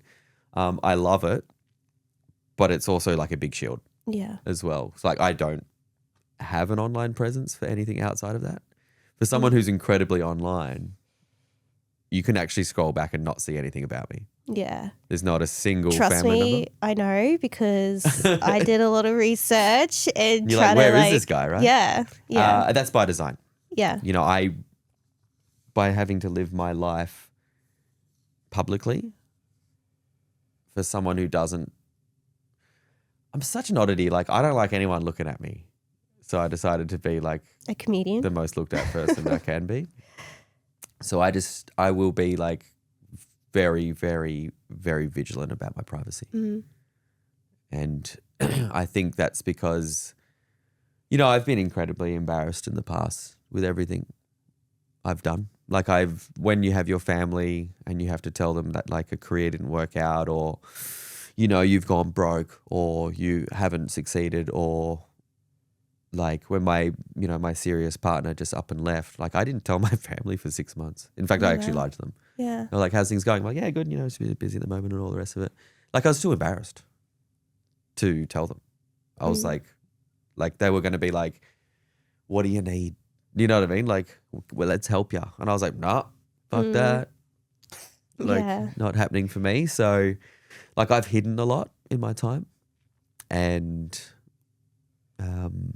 yeah, I think I need to not do that any longer because sooner or later you got to realize if like take sort of control for your own happiness, right? I'm curious to know when you're by yourself, obviously you're traveling here and there and you're always busy on the go. I'm curious to know like what goes through your mind when you're literally just sitting there by yourself in peace and silence for a brief moment. There's not a lot of it. Yeah. Do you think because of that, you haven't actually sat down with yourself to think more deeply about those sort of things? Yep. Yeah. 100%. Would you ever make time to do that? Sure. I'd love to. I need to. Yeah. And yeah, I don't know. It's difficult because the joy that I get out of what I do now feels amazing. So therefore it feels like healing. But I think that's external. And I think the real work comes from being internal. And that's the work I'm avoiding. So therefore, if I keep doing what I'm doing, I feel good because I like it, you know. But I just can't stop. Yeah. That's my thing. And I talk to a lot of people that relate to that, or a lot of my friends who are, you know, I don't like this term, but like high functioning. You know, we can't stop. And I'm like that. I wasn't even supposed to do shows this week, but I was like, fuck, I had a gap. And I was like, I'll put on 5 shows and sell 500 tickets and, you know, make a ton of money because it's better than nothing, right? Went to Vietnam 2 weeks ago and I was like, this will be relaxing. Fuck, I did more work there than I've ever done. I was out there scheming. I was like, put together some plans for 3 to 4 years from now. Yeah, I need to get better at it all. Like, I'm very self-aware of it. I'm not in denial anymore, but if I keep doing what I'm doing, I'm going to get the same result I've always had. That's a good self-reflection to have. It's really hard for people to even sit down and reflect. I think I was very terrible at it up until maybe a few years where I just sit down and like, you know what, I'm actually doing okay.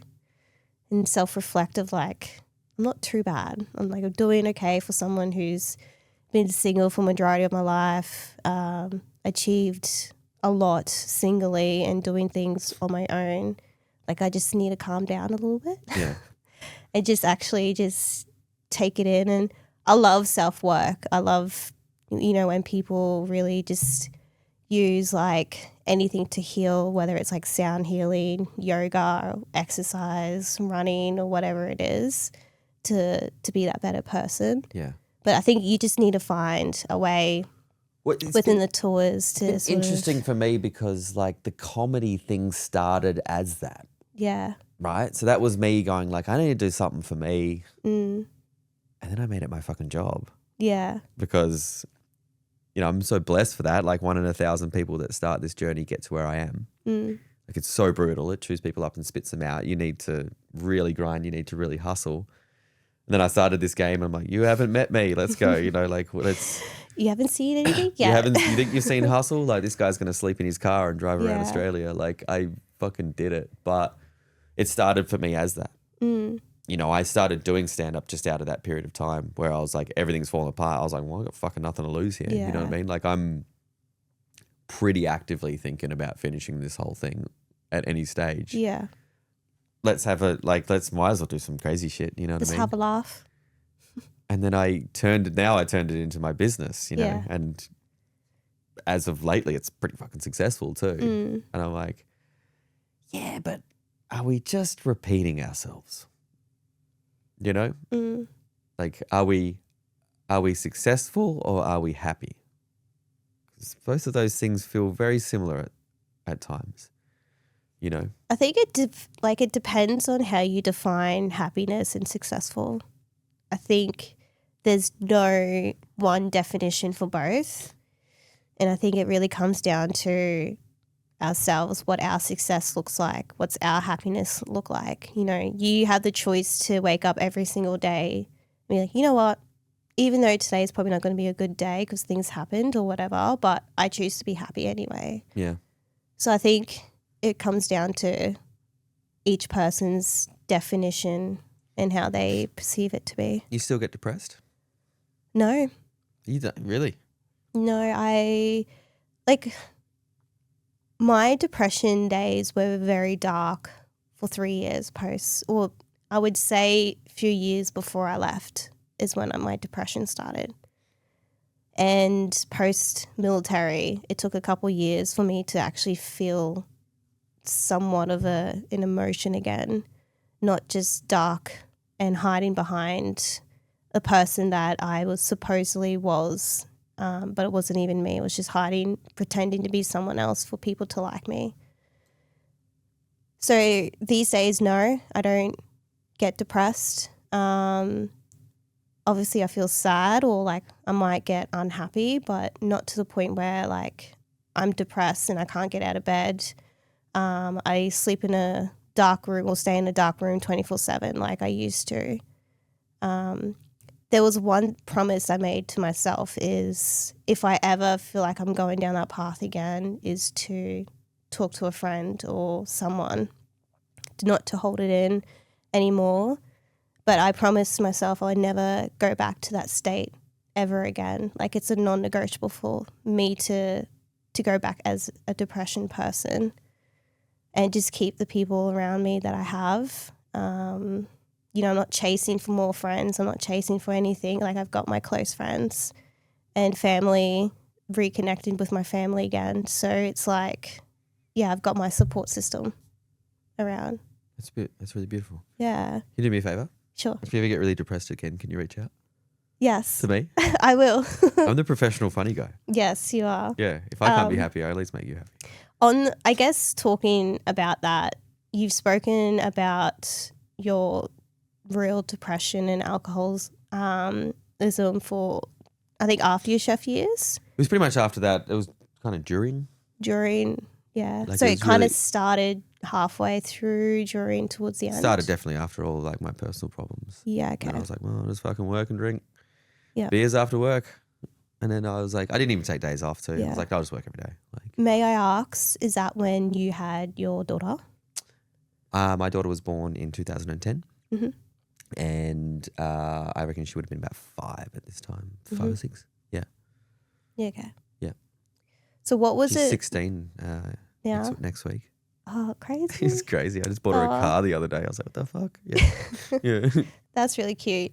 Because, yeah, obviously you go back to talk about your private lifestyle and keep it that way obviously there's nothing, photos or anything Yep. out there. So, and I fully respect that too. Completely respect. It's not her. She's now at an age where, you know, there's about 4 or 5 people at her school being like, "Do you related to this guy? Like, we've seen him on the internet. Like, got the same last name and stuff." Like, it's not. I am very aware that the internet is not always the safest place, Mm-hmm.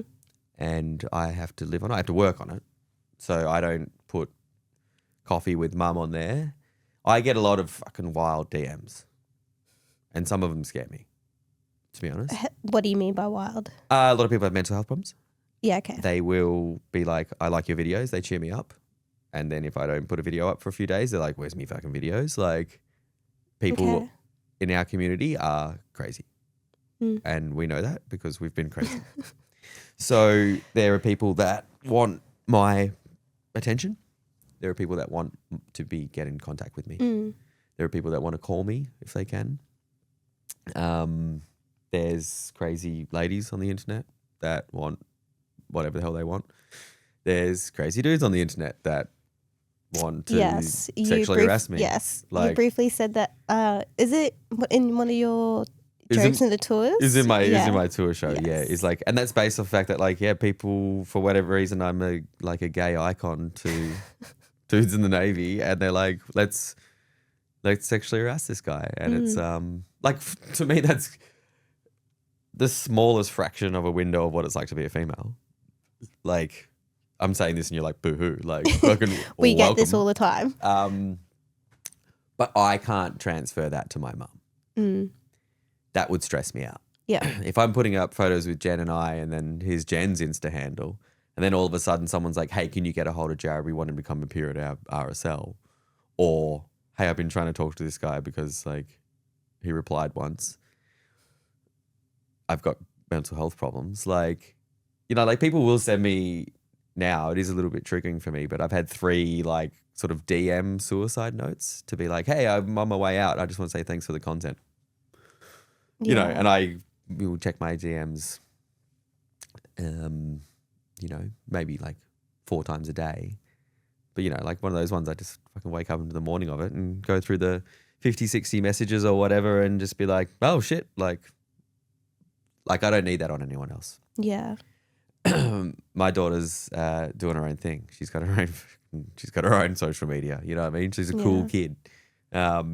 She doesn't need weirdos. Yeah.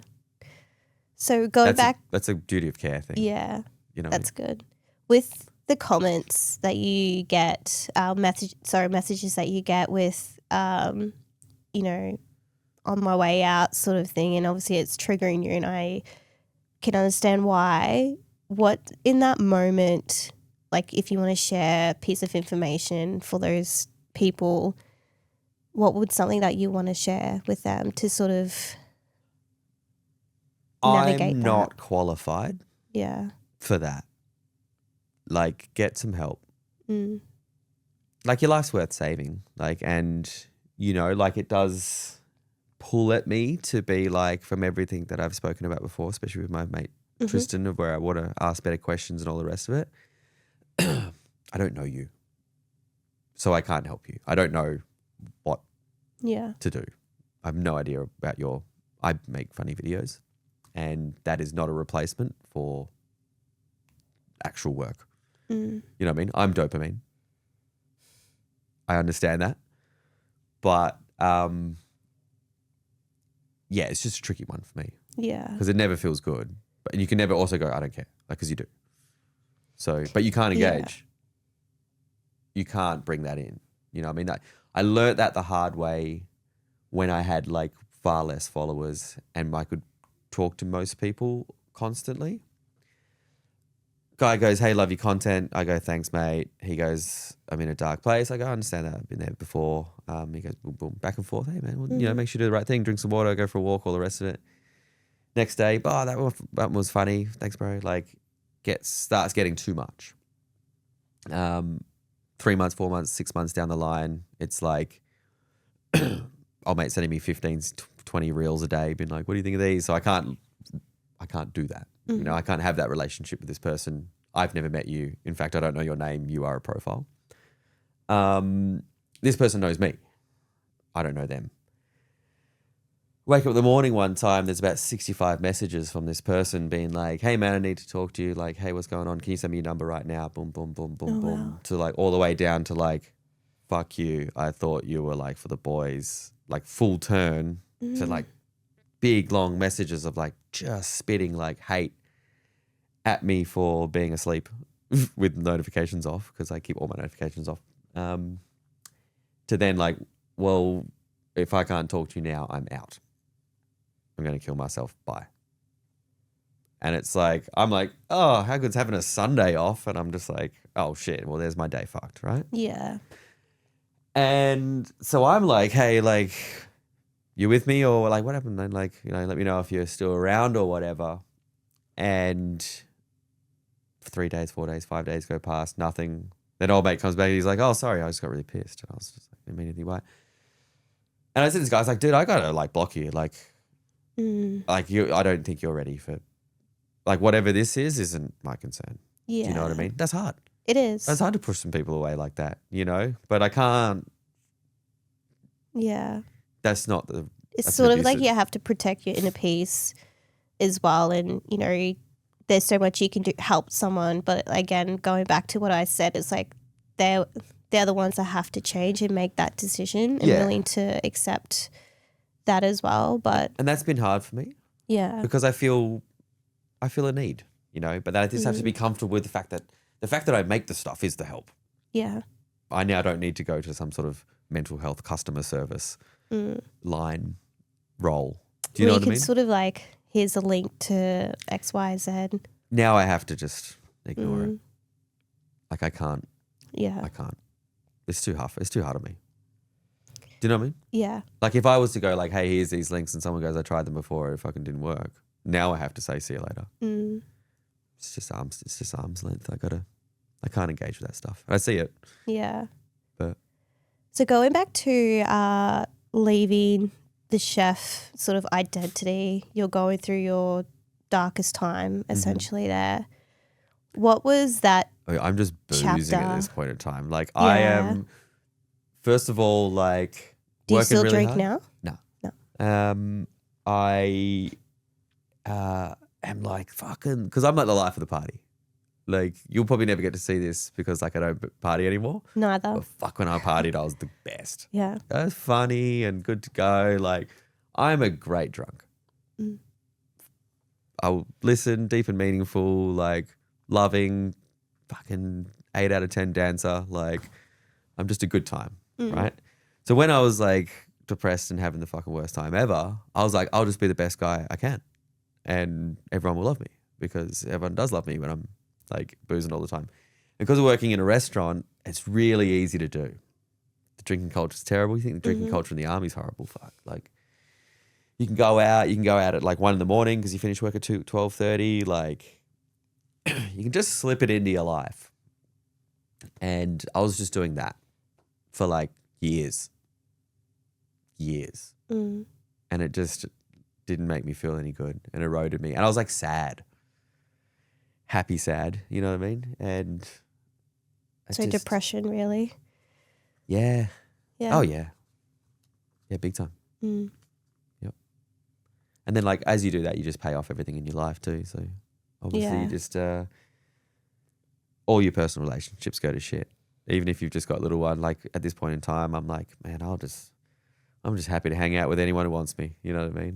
Like so going through that stage and period of your life and being a father, obviously your first time being a father, what was the relationship like with your daughter? Like it really suffered. Yeah. You know what I mean? Like I was, like I'd lost everything. I didn't feel like good enough. I wasn't present enough. And yeah, I wish I could change all of that. Yeah. Yeah, that was should have been my number one priority, and it was not. So I feel a lot of shame around that. So for veterans listening who are fathers and struggling right now in a similar space to that, what do you wish someone had said to you that you could share? It's not I wish someone that said to me, it's I wish I knew what I knew now. Yeah. The best way everyone wants to help everyone around them. Mm-hmm. Like if your partner's like everyone, and men will do this. Like I think we're quite natural fixers and carers. The best thing you can do is fix yourself. Mm-hmm. Everything else flows from there. And you think by plugging holes in everyone else's life is what you need to do, and it's just bullshit. Mm-hmm. Like if you get on top of your own shit, everything else will flow.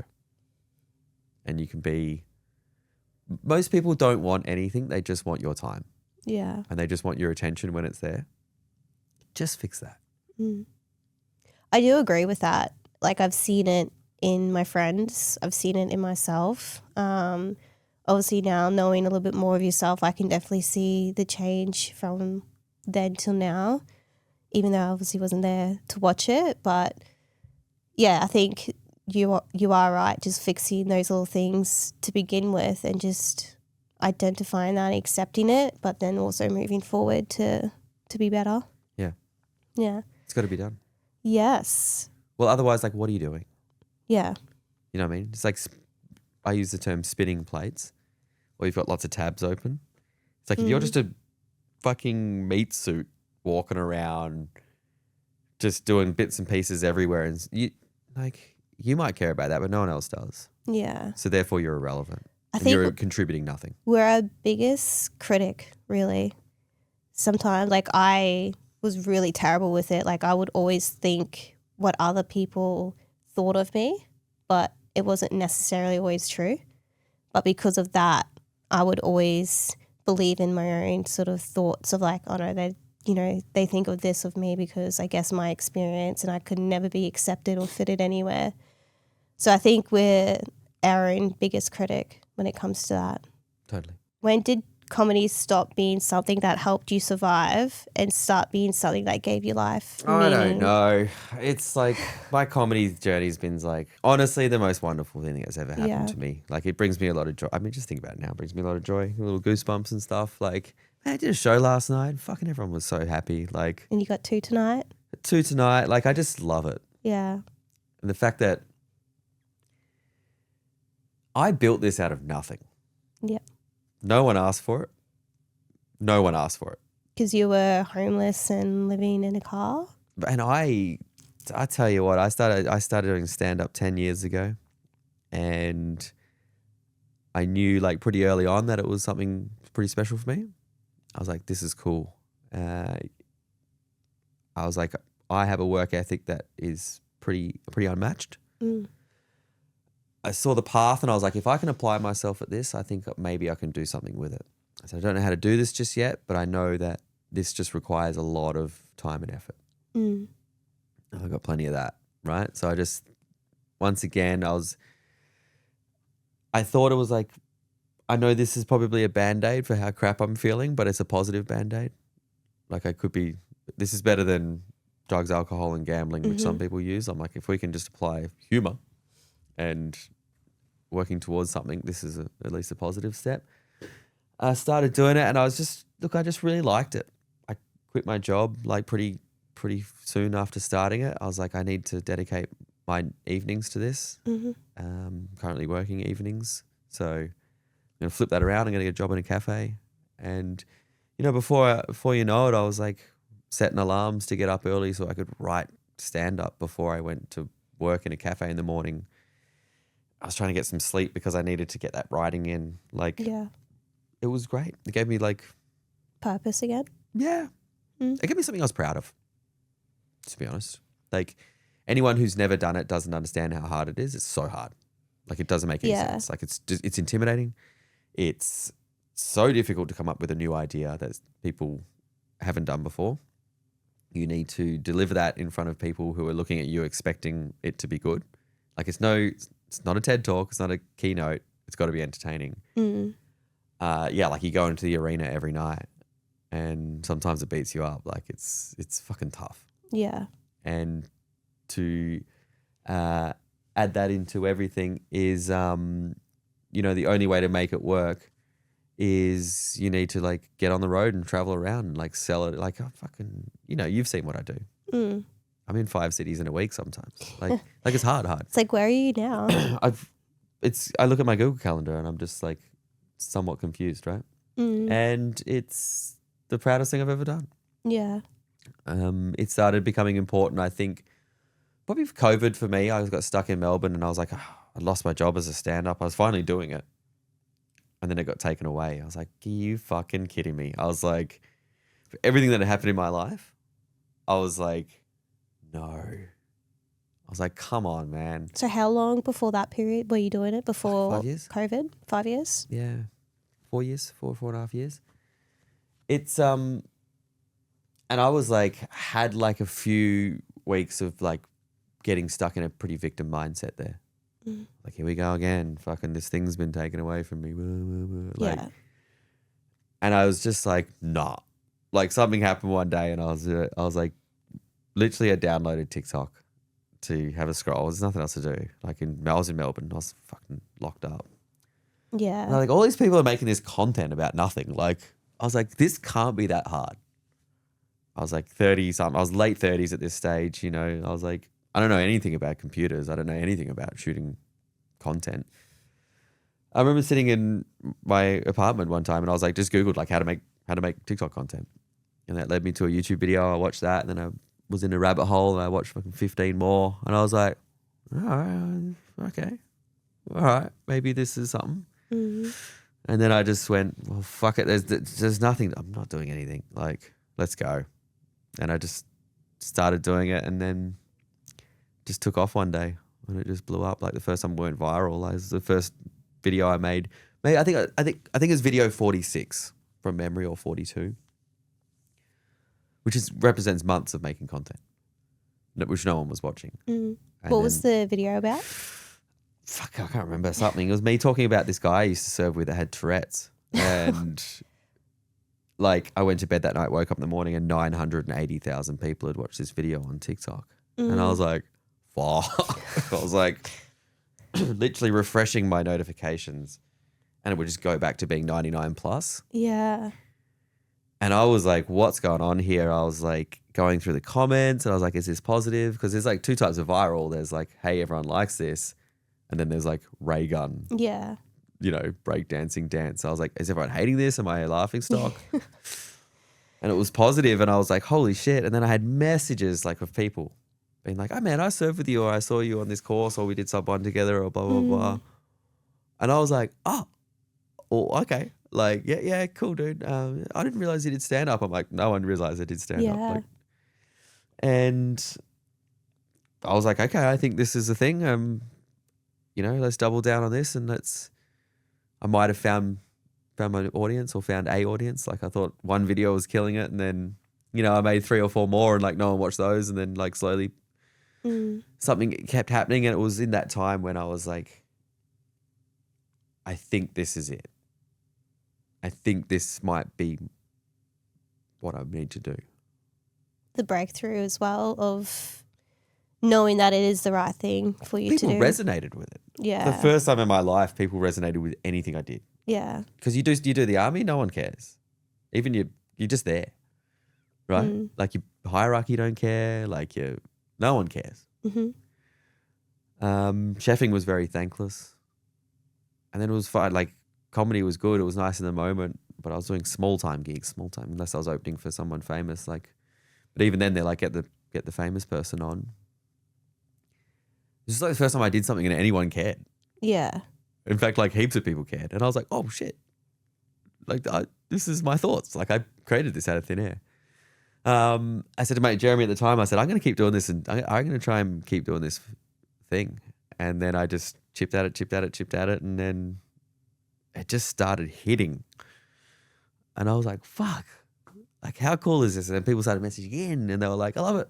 People were commenting and it was positive. And then like, yeah, that's when I was like, I need to, this is it. Like let's throw it all in for this. I'd lost all my money in COVID, which was cool. And I was like, well, I can go on tour.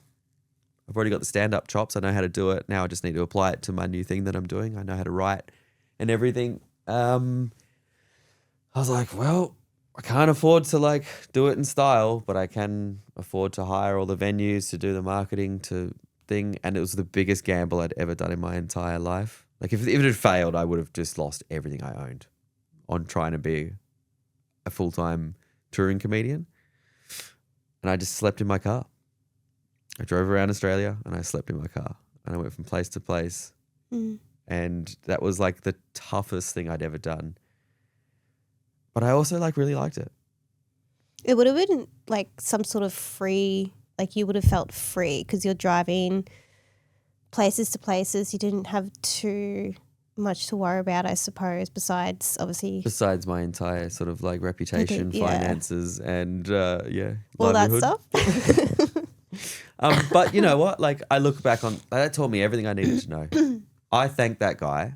For whatever reason, I knew I could do it. There was no evidence of that. Yeah. Whatsoever. The business model sucked.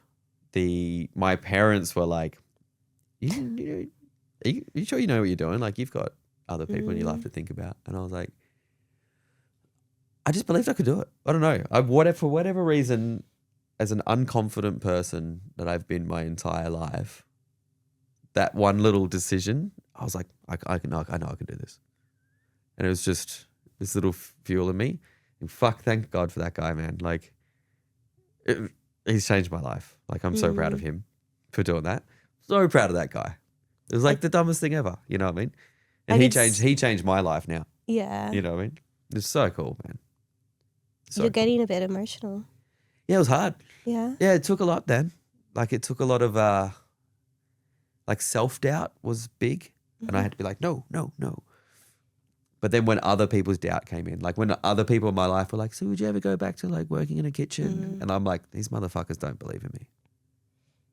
Did that make you feel like you want to really charge and show them wrong and prove them wrong? No, I wanted them to believe in me.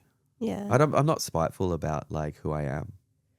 Yeah. Like I just want some people to come along with the journey. You know what I mean? Like I would have loved some support, to be honest. And the problem is you get it afterwards. Like now I've got support around my house. Like people are like, we believed in you all along. And I'm like, no, you didn't. And even people who come watch me now, they're like, I started following you 6 months ago. I'm like, yeah, I've been at this for years, man. Like, yeah, it's given me, I'm proud, man.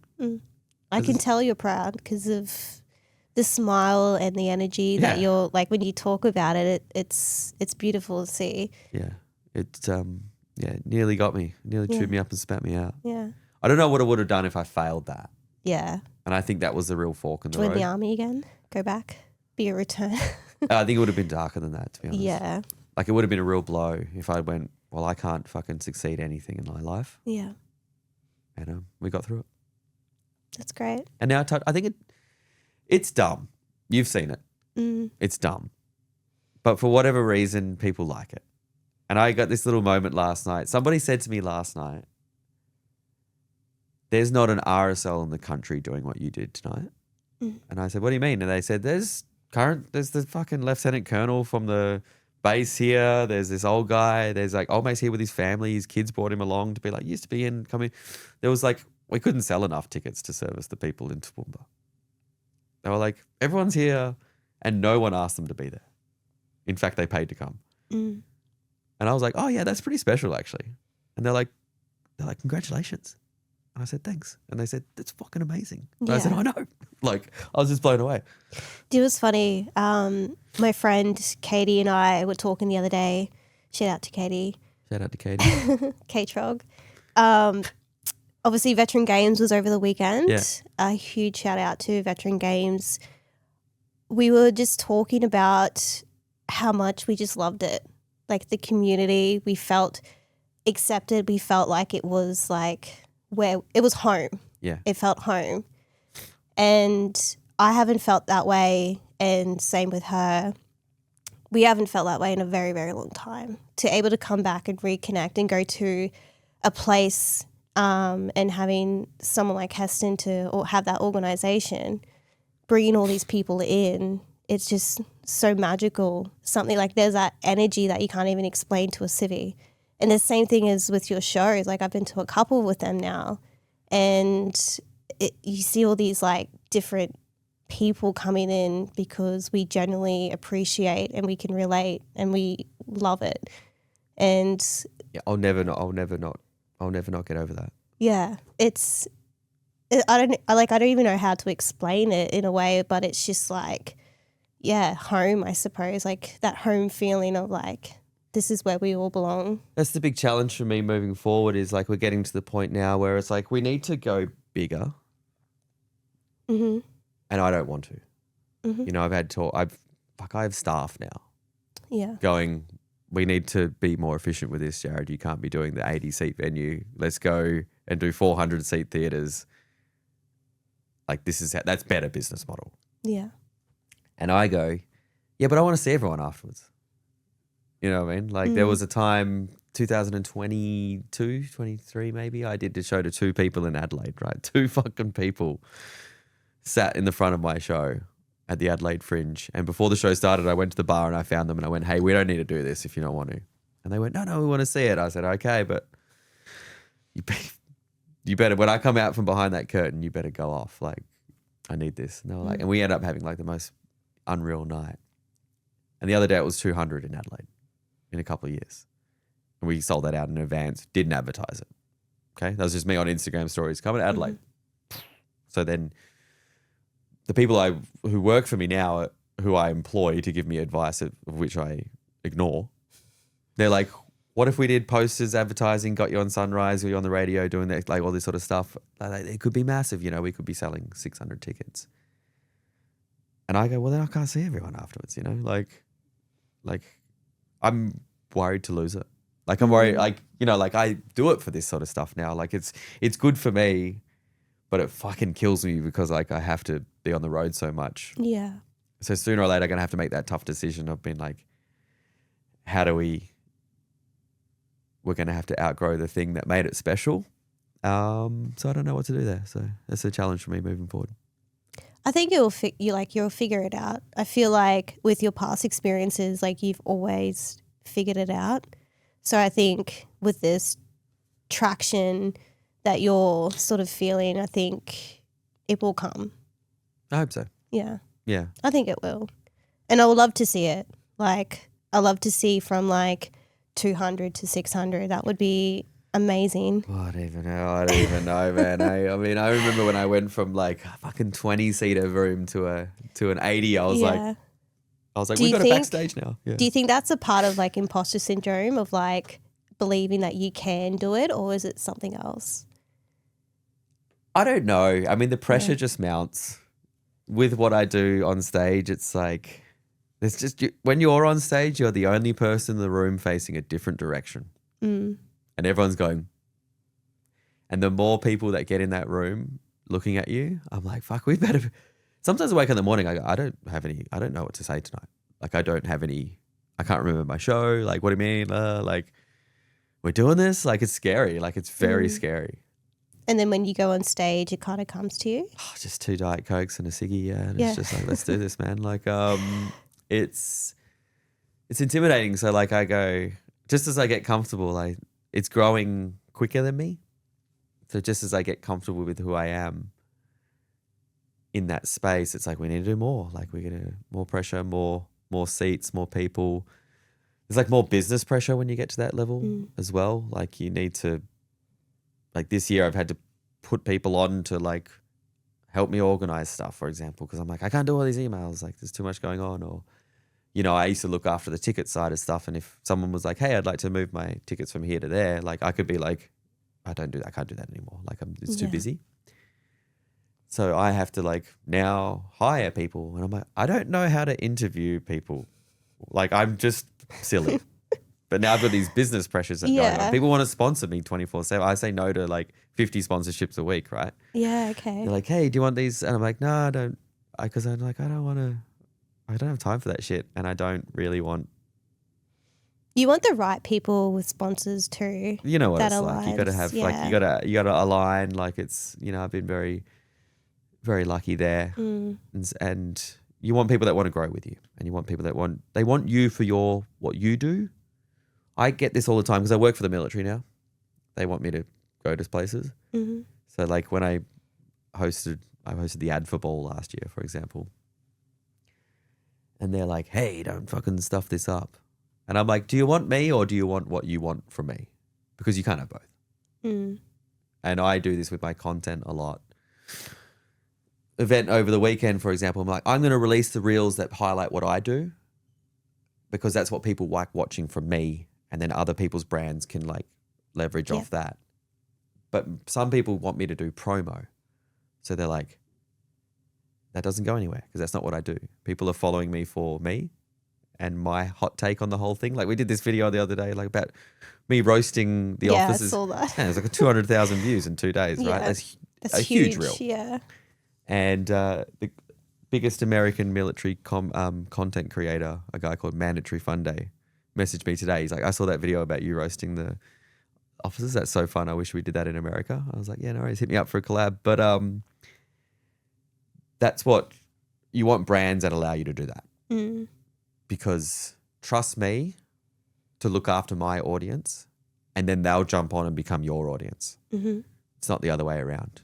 Yeah. Whereas a lot of brands want you to come on and go, hey team, do you know what we should be doing? Like, it's not what I do. Yeah. Trust me. And you want it to be very organically and it's just not about a sponsor, but it's like a partnership and bonding that you want because you want that for the rest of your time essentially. Mm-hmm. I've been very, very, very fortunate and grateful that in such a new podcast that KSC Law had seen my vision. Like I've sent them everything for them to know to make a decision to sponsor me. And they jumped on it straight away. Nice. And I was like, okay. And business is a team sport, man. You can't do this. You can't do this alone. Absolutely. And you can't do this with like your money. Yeah. And like all these companies, like they benefit from attention. Mm. You know, like you have value. Yeah. Your value, you're providing value to these people. Like never forget that. Like I hope so. And if you can grab a good sponsor and you can grab your own vision, and if as long as like both people don't want to like mess with each other's like lunch, run with that forever. Like it's cool, and then grow together. Like, that's where I think it's at. So you've got some tours coming. A lot. Fuck, we got so much coming up, to be honest. Yeah. Do you want to talk a little bit about it? Yeah. So trying to do a business restructure coming up. Mm-hmm. I've got in the UK next month. First time. I did some shows in England last year, but we are touring the UK. There are people in another country that know who I am, and I'm going to try and see how that works.